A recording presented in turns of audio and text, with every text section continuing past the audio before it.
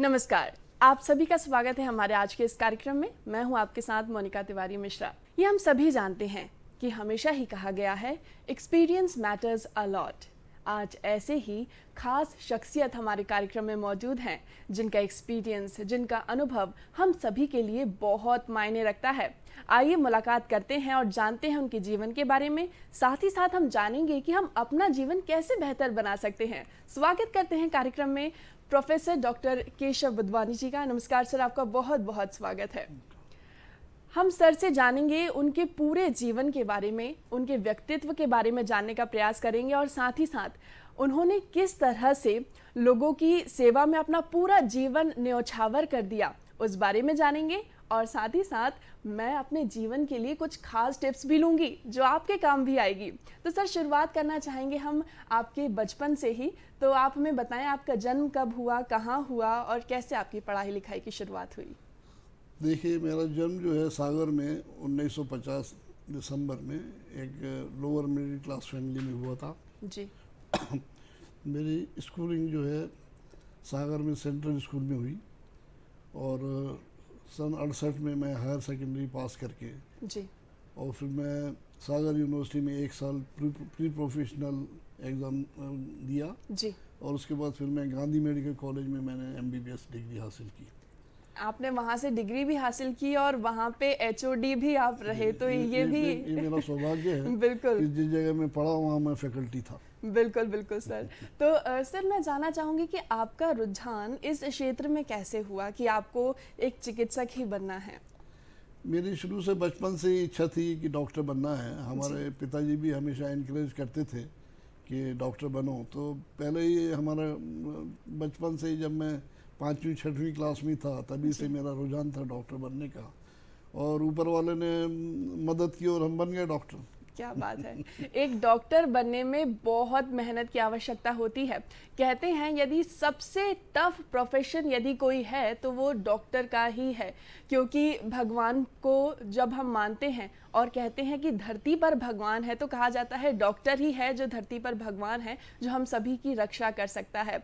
और ख़ास करके ये जो कोरोना काल है, इसमें तो डॉक्टरों ने अपनी जी जान लगा दी हम सभी के लिए रक्षा करने में, सुरक्षा करने में। और सर, आप बच्चों के, शिशुओं के विशेषज्ञ हैं, तो मैं उनके बारे में भी आपसे चर्चा करना चाहूँगी कि जो कोरोना की 3rd वेव के बारे में हम चर्चा करते हैं और कहा जा रहा है ये बच्चों के लिए ज़्यादा खतरनाक होने वाली है, तो इस बारे में आपका क्या कहना है? देखिए, ये ऐसा अनुमान है कि शायद ये बच्चों के लिए ज़्यादा खतरनाक होगी, क्योंकि पहला जो वेव आया था वो ज़्यादा ओल्ड एज को अफेक्ट किया था जी। और सेकंड वेव जो आया उसमें कंपैरेटिवली यंगर एज अफेक्ट हुई थी। जी। और इस बार ऐसा एक्सपेक्टेड है कि शायद और यंगर एज को अफेक्ट करे। बिल्कुल बिल्कुल। तो उनके लिए आप क्या सलाह देना चाहेंगे? कैसे बच्चों को, माँ बाप को बल्कि ये सलाह दी जाएगी कि कैसे वो अपने बच्चों की रक्षा सुरक्षा कर सकें? जो सबको मालूम है कि आइसोलेट करके रखना, ज़्यादा भीड़ भड़के में नहीं जाना जी। और अपने आप को बचा कर रखना, बीमारी से झुंड में नहीं जाना ज़्यादातर। बिल्कुल, यानी कि वही नियम है लेकिन उनको अच्छे से फॉलो करने की आवश्यकता है। सोशल डिस्टेंसिंग का पालन करना होगा, ज़्यादा भीड़ भाड़ वाले इलाकों में नहीं जाना होगा, मास्क पहनकर आपको रखना होगा यदि आप कहीं बाहर जा रहे हैं। इसके अलावा बाहर का खाना पीना बच्चों को बहुत ज़्यादा पसंद होता है, तो उससे भी बच्चों को थोड़ा सा बचा के रखिए। स्वादिष्ट भोजन खाने का मन करता है तो घर में ही उनके लिए स्वादिष्ट भोजन बनाइए, ताकि उनका भी मन ना करे कि वो बाहर जाके कुछ इस तरह की चीज़ें ले। सर, अब हम आपसे जानना चाहेंगे कि जब आपने इस प्रोफेशन को चुना था तो उस वक्त आपके जहन में क्या था? क्योंकि एक डॉक्टर बनना और एक पर्टिकुलर चीज़ को चुनना, जैसे आपने बच्चों को चुना, तो इस बारे में आपने कैसे सोचा कि हाँ, मुझे बच्चों के लिए ही कुछ करना है, इसी फील्ड में जाना है? यहाँ से MBBS करने के बाद फिर मैं बॉम्बे गया। वहाँ पर पहले हमने MS जनरल सर्जरी किया टाटा मेमोरियल सेंटर से और बाद में फिर MCH paediatric surgery KEM hospital Bombay से किया। जी। और बच्चों को देख के अच्छा लगता है और हमेशा ऐसा लगता था कि इनके लिए कुछ न कुछ उपयोगी बने, ये सोच के हमको पीडियाट्रिक सर्जरी मेरा जो है इंटरेस्ट था, इसलिए हमने पीडियाट्रिक सर्जरी के लिए ऑप्ट किया। जी, सर का रुझान ही था बच्चों में। कहते हैं बच्चे ही तो बड़े होते हैं और सभी का भविष्य बनते हैं। इस देश का भविष्य भी तो बच्चे ही बनेंगे आगे बढ़कर। यदि उन्हें उसी उम्र में सही पोषण मिल जाए तो कहते हैं कि जो दिमाग का विस्तार है वो बहुत अच्छे से और बहुत जल्दी होता है और बच्चे बहुत सारी चीज़ें कम उम्र में ही जल्दी सीखने लगते हैं। तो सर आजकल तो कहा भी जाता है कि बच्चे पहले से ज़्यादा बहुत एडवांस हो गए हैं, तो इस बारे में आपका क्या कहना है? आपका एक्सपीरियंस कैसा रहा है उस समय के बच्चों में और आज के बच्चों में? नहीं, आज के बच्चे ज़्यादा इलेक्ट्रॉनिक मीडिया से कन्वर्सेंट हैं और मोबाइल और आज के बच्चे कंपैरेटिवली पहले के बच्चों से, क्योंकि उनका एक्सपोजर ज़्यादा है इलेक्ट्रॉनिक मीडिया को, तो नेचुरली वो ज़्यादा जल्दी सीखते हैं। बिल्कुल सही कहा आपने कि जितना ज़्यादा एक्सपोजर मिलता है बच्चों को उतना ज़्यादा और उतना जल्दी बच्चे सीखते हैं और ऐसे ही आज के बच्चे भी हो रहे हैं। सर लेकिन ये भी देखा गया है कि जितना ज़्यादा वो मोबाइल फ़ोन्स को देखते हैं उतना ज़्यादा उनके दिमाग को, उनकी आँखों को असर भी पड़ रहा है। तो इस बारे में आप क्या कहना चाहेंगे, किस तरह की बीमारियाँ देखने को मिलती हैं? नहीं, ये बात सही है आपकी कि हर सिक्के के दो पहलू रहते हैं जी। जहाँ एक तरफ उनको नॉलेज मिलती है वहाँ उसके दुष्परिणाम भी हैं। आँखों के नज़र के ऊपर असर पड़ना और आइसोलेट होना। यूजुअली पहले बच्चे बाहर खेलते कूदते थे, सबसे मिलते जुलते थे, तो मिलनसार ज़्यादा रहते थे। जी। अब आज के बच्चे आइसोलेटेड अकेले अकेले रहते हैं तो उतने मिलनसार नहीं रहते हैं। जी। और ये सब दुष्परिणाम है उसके। बिल्कुल, यानी कि आउटडोर गेम्स खेलना भी बहुत ज़्यादा ज़रूरी होता है। बिल्कुल सही बात है, आपको सोशल मीडिया पे भी एक्टिव रहना पड़ता है। इसके अलावा भी आजकल पढ़ाई भी ऑनलाइन हो गई है, तो आपके हाथ में फ़ोन्स तो रहते ही हैं। लेकिन यदि आपको अपना मानसिक विकास अच्छे से करना है तो फिर आपको लोगों से मिलना जुलना होगा, आपको आउटडोर गेम्स खेलने होंगे। लेकिन परिस्थितियां ऐसी चल रही हैं कि अगर कोई चाहे तो भी बाहर खेलने नहीं जा सकता। माँ बाप ही मना कर देते हैं कि भैया अभी जो स्थिति चल रही है पैंडेमिक की वजह से, तो आप घर में ही खेलो। लेकिन आउटडोर गेम्स का मतलब ये नहीं होता है कि आपको घर के बाहर जाकर प्लेग्राउंड में ही खेलना है। आउटडोर गेम्स आप अपने घर के वरांडे में भी खेल सकते हैं, या फिर आप इंडोर गेम्स कुछ ऐसे खेल सकते हैं जिनसे आपका मानसिक विकास हो सके, जैसे कि चेस, कैरम बोर्ड, इस तरह के गेम्स आप खेल सकते हैं। सर मैं आपसे ये जानना चाहूँगी कि एक व्यक्ति का डेली रूटीन कैसा होना चाहिए जिससे वो अपना मानसिक विकास भी अच्छे से कर सके और उसकी जीवन शैली भी बहुत अच्छी हो सके? डेली रूटीन में जैसा सब कहते हैं कि सुबह जल्दी उठना चाहिए जी। लेकिन आजकल अनफॉर्चुनेटली ज़्यादातर बच्चे लेट उठते हैं। बिल्कुल, क्योंकि रात को देर तक जागते हैं। रात को देर तक जो है वो टीवी देखते रहते हैं तो सुबह लेट उठते हैं। बिल्कुल। और चैटिंग करते रहते हैं यहाँ वहाँ, तो उसमें भी लेट होते हैं।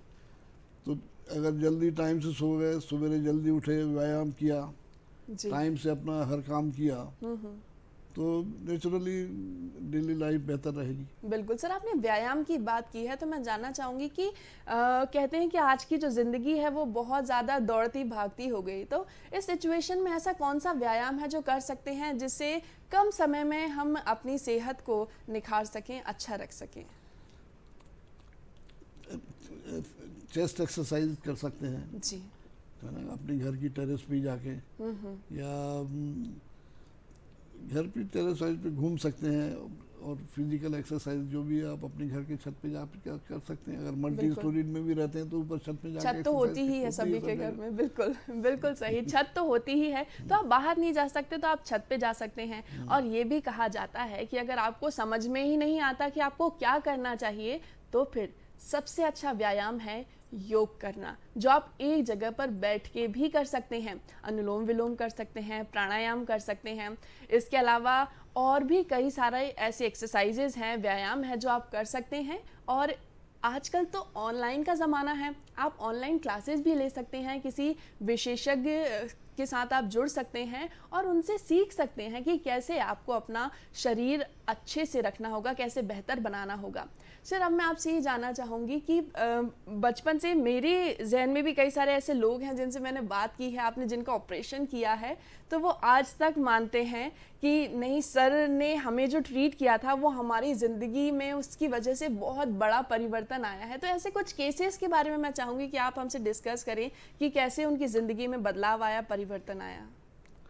ये देखिए, हर एक इंडिविजुअल अलग रहता है और ऑपरेशन जिसका भी करो उसके लिए तो इम्पोर्टेंट रहता है, कितना ही बिल्कुल। माइनर ऑपरेशन हो। बिल्कुल एक बार एक सर्जन का जिसके ऊपर चाकू चल जाता है तो वो जिंदगी भर उसको भूलता नहीं। बिल्कुल सही कहा आपने कि एक सर्जन का किसी व्यक्ति पर अगर चाकू चल जाए तो फिर वो उसे कभी नहीं भूलता, क्योंकि वो उसके लिए बेहतर ही होता है।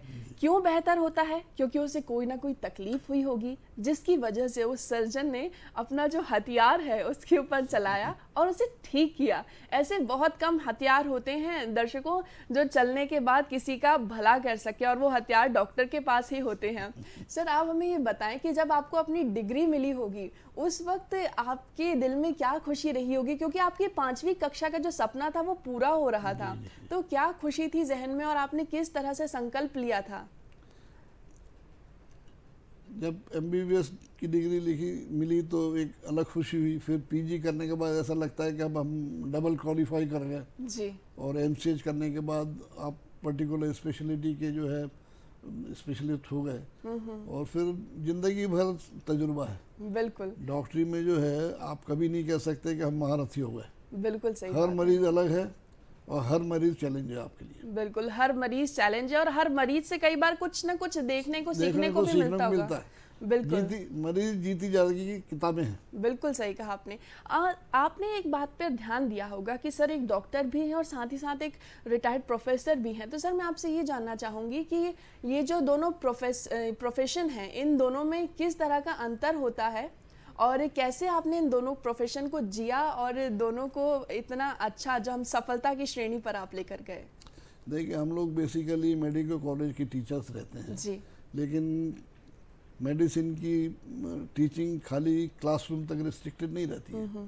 मेडिसिन की प्रैक्टिस जो है अस्पताल में अपन प्रैक्टिकली करके बच्चों को बताते हैं। बिल्कुल तो इसलिए दोनों एरिया से एसोसिएटेड होना जरूरी है। बिल्कुल आप क्लासरूम में पढ़ाते हैं कॉलेज में और वही चीज़ आप उनको अस्पताल में सिखाते हैं जी। और वो आपसे आप कैसा व्यवहार करते हैं मरीज से, कैसा आचरण करते हैं, किस तरीके से बात करते हैं, किस तरीके से उसको ट्रीट करते हैं, ये स्टूडेंट के लिए भी रहता है और टीचर भी स्टूडेंट से सीखता है। बिल्कुल क्योंकि कई स्टूडेंट इतने वेल रेड रहते हैं कि आपसे पूछते रहते हैं, तो जिससे आप अपने एक्सपीरियंस से सीखते हो और जो स्टूडेंट नया नया पढ़ के आते हैं जी। वो आपको अपडेट करते रहते हैं। बिल्कुल सही बात तो कि actually स्टूडेंट्स से भी अपडेशन मिलता है। स्टूडेंट से भी टीचर सीखता है जी। क्योंकि वो नया नया पढ़ के आता है और जो टीचर रहता है वो रेगुलर प्रैक्टिस करता रहता है। उसके बाद पढ़ता, कई लोग रेगुलरली पढ़ते हैं लेकिन ज़्यादातर लोग रेगुलरली पढ़ते नहीं हैं। जी। जब कोई प्रॉब्लम पेशेंट आए तो उसके बारे में पढ़ लेते हैं लेकिन रेगुलर 1-2-3 घंटा पढ़ना चाहिए वैसा करते नहीं है। लेकिन स्टूडेंट जो आते हैं वो रेगुलरली पढ़ते हैं। और एक बार मेरे को याद है एक हम जब एमबीबीएस की क्लास लेते थे जी। तो एक फाइनल ईयर का लड़का था, आजकल वो यूएस में कंसल्टेंट है। वो जब मैं क्लास लेके नीचे लिफ्ट से उतरता था तो वो आके मेरे से मिलता था जी। और वो जो भी मैंने पढ़ाया था उसके बारे में वो लेटेस्ट कई क्वेश्चंस करता था। अच्छा। यानी उसको तो मालूम भी नहीं रहता था मैं काई क्लास लेने वाला हूँ। हाँ हाँ हाँ। लेकिन फिर भी ही वॉज सो ब्रिलियंट कि वो आके रेगुलरली पूछता था क्लास के एंड में क्या ऐसा बात ऐसा। है। और इतना ब्राइट स्टूडेंट था कि वो अब यूएस में कंसल्टेंट है। क्या बात है। तो इस तरह के ब्राइट स्टूडेंट्स टीचर्स को भी याद रहते हैं कि हाँ वो एक स्टूडेंट था जिसने कुछ करके दिखाया और एक मुकाम हासिल किया है अपने जीवन में। सर आपने एक बहुत ही अच्छी बात कही अभी कि पढ़ना बहुत ज़रूरी है। कई लोग ये सोचते हैं भाई डॉक्टर बन गए, पढ़ाई लिखाई कर ली, अब हम सेटल हैं, अब हमें पढ़ाई लिखाई की कोई आवश्यकता नहीं। लेकिन इस प्रोफेशन में भी अपडेट रहना बहुत ज़्यादा ज़रूरी होता है। तो सर इस बारे में आपने अभी हमें बताया, लेकिन आप हमें ये भी बताएं कि आप पढ़ाते भी थे, प्रैक्टिकल क्लासेस भी लेना, फिर अपना क्लिनिक या फिर आप जहाँ भी अपनी प्रैक्टिस करते होंगे वो करना और उसके साथ साथ पढ़ाई करना, ये कैसे मैनेज हो पाता था और कैसे आप खुद को अप टू डेट रखते थे? देखिए जब हमारी क्लास रहती थी तो क्लास से पहले तैयार करते थे क्लास की जी। और उसको मेमोराइज करके और फिर से अपने आप के थॉट्स को ऑर्गेनाइज करके जाते थे क्लास में। एक बार मैं एक कॉन्फ्रेंस अटेंड करने के लिए दिल्ली गया। हमारे एक दोस्त थे वहाँ अपोलो हॉस्पिटल में, उनके घर में रुका था जी। उनके पिताजी एक कॉलेज में प्रिंसिपल थे जी। हम लोग जब नाश्ता कर रहे थे तो उनके पिताजी ने मेरे से बोला, डॉक्टर बुधवानी आप how many hours you read every day. तो मैंने कहा साहब to be honest with you, मैं रोज़ रोज़ नहीं पढ़ता हूँ और मैं कभी कोई प्रॉब्लम केस हो या कभी क्लास हो तभी पढ़ता हूँ। तो उन्होंने मेरे से झट से बोला, then I must tell you you are not up to date. उस दिन से फिर मैंने रेगुलरली पढ़ना शुरू किया। यानी कि किसी ने पूछा, एक टीचर ही टीचर को सिखाया, स्टूडेंट को सिखा सकता है, ये उन्होंने एग्जाम्पल दिया उस टाइम। क्या बात है। तो इस तरह की छोटे छोटे एग्जाम्पल से भी बहुत कुछ सीखने को मिलता है। और उस दौर में भी जब आपने एक सच्चाई कबूल की उनके सामने और उन्होंने आपसे कुछ कहा, तो आपने उसे नेगेटिवली नहीं लिया बल्कि पॉजिटिवली लिया और खुद को और अप टू डेट रखने के लिए और ज़्यादा पढ़ना शुरू कर दिया था। सर आप हमें ये बताएं कि आजकल आप अपना ख्याल कैसे रख रहे हैं, आपकी जो दिनचर्या है वो किस तरह की होती है? सवेरे जल्दी उठ जाते हैं जी। थोड़ी, जैसे अनुलोम विलोम आपने बोला, योगा थोड़ा करते हैं, थोड़ा अपनी छत पे ही घूम घाम लेते हैं जी। और फिर अपने ओपीडी या हम यूजुअली 9-10 बजे ऑपरेशन रखते हैं जी। उससे फ्री होके फिर ओपीडी देखते हैं जी। और फिर दोपहर में थोड़ा आराम करते हैं और शाम को फिर ओपीडी देखते हैं और इस बीच कोई अगर इमरजेंसी ऑपरेशन वगैरह है तो करते हैं। बिल्कुल, एक जिंदा दिल डॉक्टर की यदि हम बात करेंगे तो डॉक्टर केशव का नाम सबसे पहले आएगा, क्योंकि अभी भी आप इस तरह की ओपीडीज देख रहे हैं, अपनी दिनचर्या को इतने अच्छे से आप फॉलो कर रहे हैं। सर कुछ लोग रिटायर्ड हो जाते हैं तो उनको आप क्या कहना चाहेंगे? उनको कहीं ना कहीं मायूसी होने लगती है कि अब हमारे पास क्या काम है, हम क्या करें, कैसे अपने आप को व्यस्त रखें, तो उनके लिए आप क्या टिप्स देंगे? नहीं, रिटायर नहीं होना चाहिए आदमी को कभी। जी। आदमी को आजीवन जैसा बने हो, जितना संभव है उसकी फिजिकल कैपेसिटी के हिसाब से काम करते रहना चाहिए। बिल्कुल। एक हमारे टीचर थे, वो रिटायर हो रहे थे, तो मैंने उनसे बोला कि सर अब आप क्या करेंगे? बोले यार अब अपना हो गया, अपने को सफिशिएंट पेंशन मिलेगी जी। और अपना आराम करेंगे। तो मैंने कहा सर ये तो बड़ा, मैंने उनसे बोला, मैंने इतनी जरूरत की उनसे बोलने की कि सर ये तो बड़ा स्वार्थी तरीका है सोचने का कि आपका हो गया, आप इतने एक्सपीरियंस सर्जन हैं, बिल्कुल, तो आप इसका फ़ायदा रिटायरमेंट के बाद सोसाइटी को नहीं देंगे क्या? तो बोले नहीं मैं दूंगा, लेकिन और तरीके से दूंगा। And he was active as a social person और सोसाइटी में वो कई काम करते रहे जी।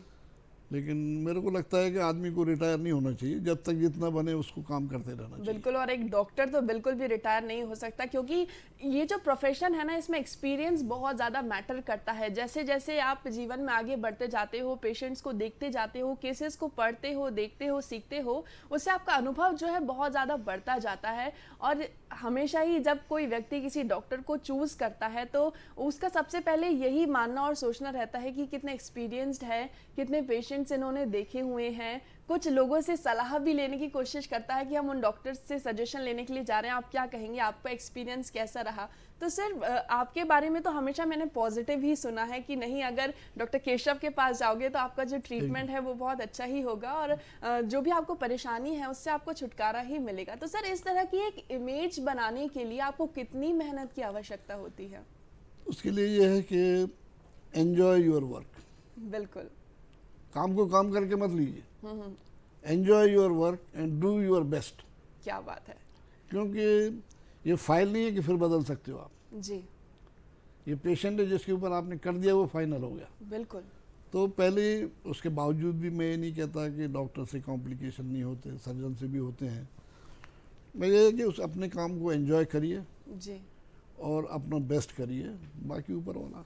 क्या बात है। तो सर ने अपनी बात के जरिए एक मैसेज भी दिया है कि हमेशा, चाहे कोई भी प्रोफेशन हो, चाहे आप डॉक्टर हो, इंजीनियर हो या फिर कुछ भी हो, अपने काम को आपको एंजॉय करना चाहिए। यदि आपने अपने काम को एंजॉय कर लिया तो फिर आप कुछ भी कर सकते हैं जीवन में। आपको हमेशा ही अपने जीवन को बेहतर बनाने के लिए कोशिश करती रहनी चाहिए। आप इस बात को याद रखेंगे ना?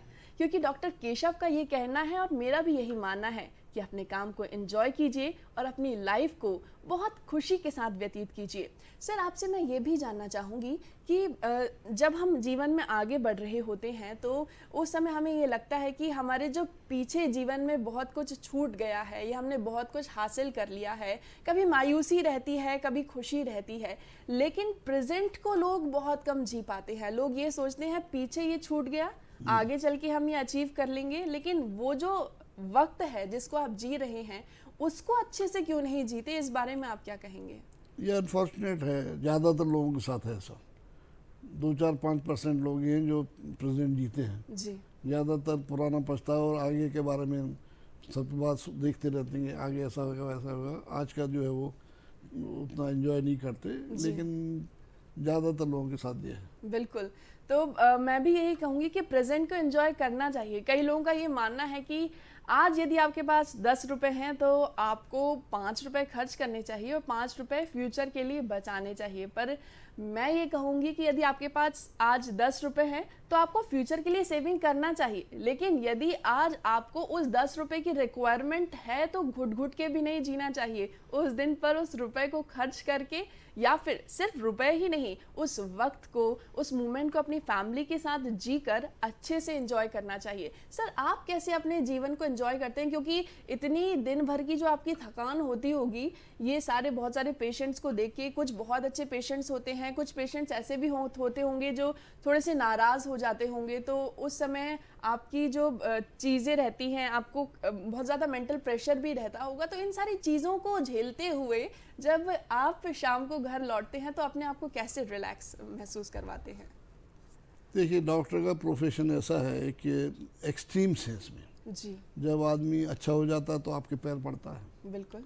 और जब नाराज होता है तो उसका बस चले तो आपकी कॉलर पकड़ ले। मन ही मन में उसको इतना गुस्सा आता है, क्योंकि उसने अगर अपनी किसी नियर डियर का कुछ डैमेज हुआ है या उसको खोया उसने, जी तो लेकिन अल्टीमेटली लोग ये देखते हैं कि डॉक्टर ने कितनी एफर्ट की, बिल्कुल। तो उस हिसाब से ज़्यादातर लोग माने डॉक्टर को माफ़ कर देते हैं। लेकिन हम लोग भी क्या है कि पैर पड़वाने टाइम तो खुश हो जाते हैं, लेकिन नाराज़गी जो है हम लोग ज़्यादा झेलने में अच्छा नहीं लगता है। जी जी ह्यूमन नेचर है ये कि बिल्कुल आदमी सही अपनी बात है। बड़ाई चाहता है, कभी क्रिटिसिज्म नहीं चाहता है। डॉक्टर अपना बेस्ट करे। जी डॉक्टर अच्छा नहीं करता मरीज को, ऊपर वाला अच्छा करता है। बिल्कुल। कई बार आप कितना भी गड़बड़ काम करके निकल आओ, अच्छा हो जाता है। बिल्कुल। और कई बार अपना परफेक्शन करके आओ तो भी कई बार ऊपर वाला नाराज हो तो ठीक नहीं होता है। तो डॉक्टर अपना बेस्ट करता है, बाकी ऊपर वाले के ऊपर है। बिल्कुल, यानी कि आपका ये मानना है कि डॉक्टर एक माध्यम है। डॉक्टर माध्यम है, बिल्कुल, जिस ऊपर वाला जिसके हाथों वो काम करवाता फाइनल है। डिसीजन ऊपर वाला लेता है। क्या बात है सर, फाइनल डिसीजन जो है वो ऊपर वाला लेता है, वही आपको ठीक करता है। डॉक्टर एक माध्यम है जो अपने हाथों से, अपने एक्सपीरियंस से उस चीज़ को और बेहतर बनाने की कोशिश करता है, प्रयत्न करता है। सर, अब मैं आपसे ये जानना चाहूँगी कि अभी आपने कहा कि डॉक्टर एक माध्यम है, लेकिन कहीं ना कहीं कई सारे पेशेंट्स ऐसे भी आते हैं जो बहुत ज़्यादा उम्मीदें लेकर आते हैं। कई बार किसी दूसरे डॉक्टर को वो दिखा चुके होते हैं और उसके बाद आपके पास आते हैं तो उन्हें लगता है कि नहीं, वहाँ कुछ नहीं हो पाया तो यहाँ तो हो ही जाएगा, और फिर यदि नहीं होता है तो बहुत ज़्यादा गुस्सा व्यक्ति के जहन में आ जाता है। तो उनसे आप कैसे हैंडल करते हो सिचुएशन को? यूजुअली जो फेथ लेके आता है, जी यूजुअली वो अच्छा हो जाता है, ये मेरा एक्सपीरियंस है। जी जो आप पे शक की आता है उसके साथ दिक्कत होती है। जी जो आप पे पूरा फेथ लेके आता है, और हम भी कोशिश करते हैं कि उसके फेथ के ऊपर खड़े उतरें, कोशिश रहती है। आफ्टर डॉक्टर भी इंसान जी है कि नहीं? बिल्कुल। तो अपनी तरफ से बेस्ट करो, बाकी देखिए परफेक्ट तो कोई नहीं है ना। बिल्कुल सही बात। अपन अपना बेस्ट करो, अपनी नॉलेज को बेस्ट यूज़ करो। हर उसका दिन कोई नया और कुछ उसका सीखने के कोई लिए आता है। बस आप ईमानदारी से उसका करो, बस, और क्या। बिल्कुल सही बात। ईमानदारी से आपको अपना काम करना है। हर दिन आपको कुछ ना कुछ नया सिखाता है और हमें भी सीखते रहना चाहिए। सीखने की जब बात हो रही है तो सर, मैं आपसे जानना चाहूँगी कि पहले के डॉक्टर्स में और आज के डॉक्टर्स में आप क्या अंतर पाते हैं? किस तरह से वो पेशेंट को ट्रीट करते हैं, और पहले के ज़माने के डॉक्टर्स और आज में क्या आप फ़र्क देखते हैं? देखिए, डॉक्टर के ट्रीटमेंट करने के दो हिस्से हैं। जी एक तो उसका स्किल, बिल्कुल। दूसरा उसका व्यवहार। जो यंग जनरेशन रहती है, हम भी जब यंग थे जी तो हम बात बात में मरीज के, पेशेंट के रिश्तेदार से नाराज़ होते थे। लेकिन अब हम रियलाइज़ करते हैं उम्र के साथ जी कि नहीं, ये उचित नहीं है कि नहीं? तो टाइम से मैच्योरिटी आती है, बिल्कुल। कैसा मरीज़ के साथ व्यवहार करना, क्योंकि उसका एबनॉर्मल होना नेचुरल है, क्योंकि उसका रिश्तेदार बीमार है, नियर एंड डियर बीमार है, लेकिन उसकी नाराज़गी के साथ अपन बह जाएं ये उचित नहीं है। बिल्कुल। है कि नहीं? अपन को संयम में रख के उसकी मेंटलिटी को समझना चाहिए और उस हिसाब से व्यवहार करना चाहिए। बिल्कुल। सर, जाते जाते आप जो हमारे नए डॉक्टर्स हैं उनको क्या मैसेज देना चाहते हैं, क्योंकि शुरुआत में ही मैंने कहा था कि अनुभव बहुत ज़्यादा मायने रखता है, तो आपके जीवन का जो अनुभव रहा है इस पेशे में वो आप एक कुछ शब्दों में नए डॉक्टर्स के साथ कैसे साझा करेंगे? Enjoy your work, do your best. क्या बात है, सर ने 2 ही शब्दों में आपको बता दिया, you have to enjoy your work, और आपको अपने काम को एंजॉय करना है और खुश रहना है। ये बहुत ज़्यादा ज़रूरी है। अपने काम को एंजॉय करते रहिए, खुश रहिए और ऐसे ही हमारे साथ जुड़ते रहिए ताकि हम आपको हर रोज़ किसी ना किसी नई शख्सियत से मिलवा सकें और उनके बारे में, उनके जीवन के बारे में जान सकें।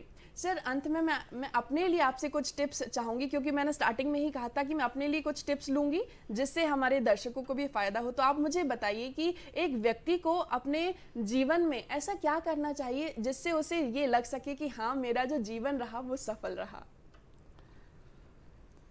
अपनी स्किल के हिसाब से अच्छा करिए, लोगों से अच्छा बर्ताव करिए। मेरे ख्याल से जो आदमी दूसरे किसी को दुख ना दे, अपना काम ईमानदारी से करे। बिल्कुल। जैसे कि डॉक्टर है, अपनी डॉक्टरी ईमानदारी से करे। बिल्डर है, वो अच्छे से अच्छा मटेरियल यूज़ करे बिल्डिंग में जी। और रीजनेबल रेट पे अगर वो बिल्डिंग बेचता है तो वो सोसाइटी को सर्विस कर रहा क्या बात है कि नहीं? बिल्कुल। अगर आप अपना पैसा ज़्यादा लेकर के धर्मशाला बनाएंगे तो वो अच्छी बात नहीं है। जो काम कर रहे हैं उसी को ईमानदारी से करिए, उसको रीजनेबल में करिए। क्या बात है, जो काम कर रहे हैं उसे ईमानदारी से करिए, अपने काम को एंजॉय करते रहिए। तो हमें भी पूरी उम्मीद है कि आज के इस कार्यक्रम को आपने भी एंजॉय किया होगा। आपसे फिर मुलाकात होगी किसी नई शख्सियत के साथ, तब तक के लिए हमें अनुमति दीजिए। और सर, आपका भी बहुत बहुत धन्यवाद यहाँ आने के लिए, अपना वक्त देने के लिए। मेरा सौभाग्य। नमस्कार।